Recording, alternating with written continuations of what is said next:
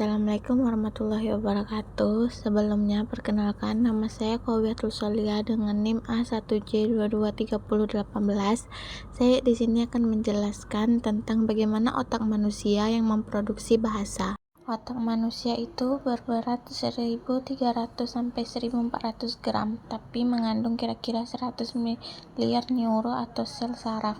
Minda atau domain merupakan aktivitas kolektif dari bagian-bagian atau daerah-daerah otak.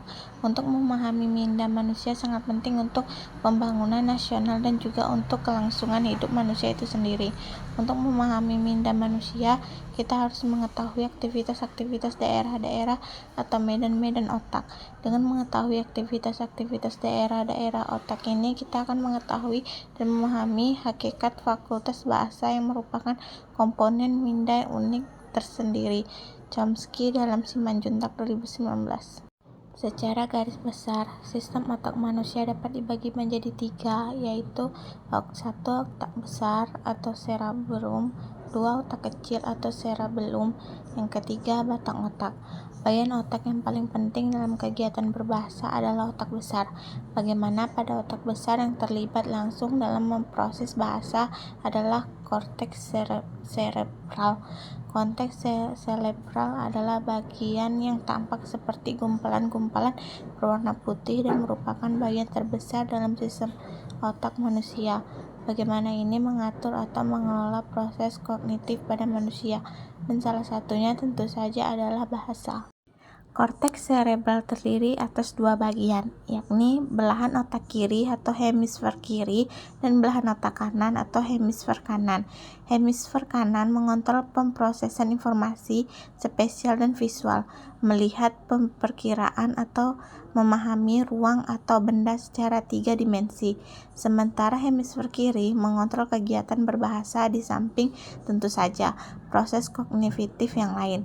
Koordinasi di antara keduanya dimungkinkan karena adanya struktur yang menyatukan kedua belah hemisfer ini, yakni corpus callosum. Struktur yang berbentuk mirip tulang rawan ini berperan dalam menyampaikan informasi di antara kedua hemisfer. Mengapa hemisfer kiri dianggap cukup dominan dalam proses berbahasa? Pertanyaan ini dapat terjawab berdasarkan A. Penemuan ahli bedah otak kepada orang yang mengalami kerusakan pada otaknya. B. Teori neurologi Wernicke. C. Bukti-bukti literasi, bukti-bukti lokasi, penyakit gangguan dalam berbahasa atau afisia.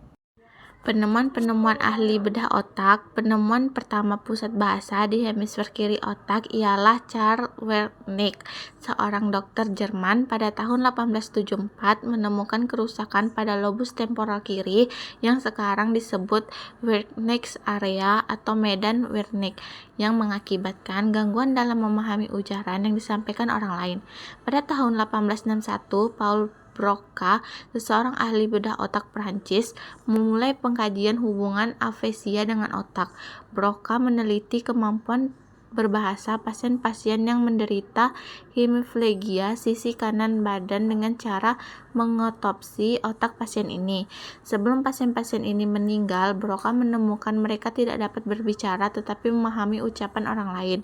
Setelah diotopsi, Broca menemukan karakter saraf otak di bagian belakang lobus depan kiri atau left frontal lobe yang disebut Broca's area, medan Broca. Jadi Broca yang pertama kali membuktikan bahwa afesia berhubungan dengan keretakan otak yang spesifik dan juga menunjukkan bahwa keretakan ini terjadi di hemisfer kiri otak untuk memproduksi bahasa. Broca membuktikan bahwa terdapat lokalisasi khusus di hemisfer kiri otak untuk memproduksi bahasa. Selanjutnya juga ada teori neurolinguistik Wernicke. Dari teori Wernicke dapat dilihat dengan jelas bagian-bagian otak kiri yang bertugas yang mendukung semua tindakan bahasa, dan kerusakan-kerusakan tertentu yang terjadi pada bagian-bagian tertentu pada otak tersebut dengan jelas dipaparkan. Teori Wernicke selaras dengan teori Chomsky karena sama-sama mengatakan bahwa bahasa berada di dalam otak.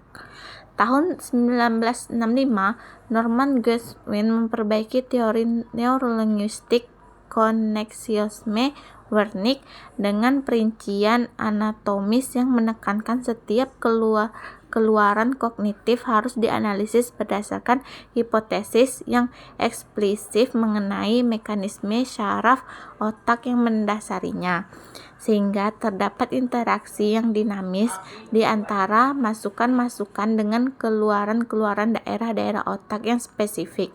Daerah-daerah yang telah ditetapkan itu adalah: yang pertama, korteks pendengaran utama; kedua, medan Wernicke; yang ketiga, fasciculus busur; yang keempat, medan Broca; dan yang kelima, korteks motor atau fronta. Selanjutnya juga ada bukti-bukti lateralisasi. Teori lateralisasi adalah satu teori yang dapat ditarik secara jelas bahwa belahan korteks dominan atau hemisfer kiri bertanggung jawab untuk mengatur penyimpanan, pemahaman, dan memproduksi bahasa alamiah. Gambar di samping ini menunjukkan wilayah dalam otak yang ada kaitannya dengan kegiatan berbahasa. Hands and writing adalah wilayah yang mengendalikan tangan kanan. Speech and face adalah wilayah yang mengendalikan saraf saluran ucapan. Auditory merupakan wilayah yang memproses bahasa lisan, terutama melalui telinga kanan. Tactile adalah wilayah yang memproses informasi penginderaan melalui kulit, saraf, dan tangan kanan. Sedangkan visual adalah wilayah yang memproses bahasa tulis. Di bagian tepi terdapat bagian-bagian lain yang bernama frontal, parental, occipital, dan temporal. Mungkin sekian pemaparan dari saya. Jika ada kesalahan, saya mohon maaf. Wassalamualaikum warahmatullahi wabarakatuh.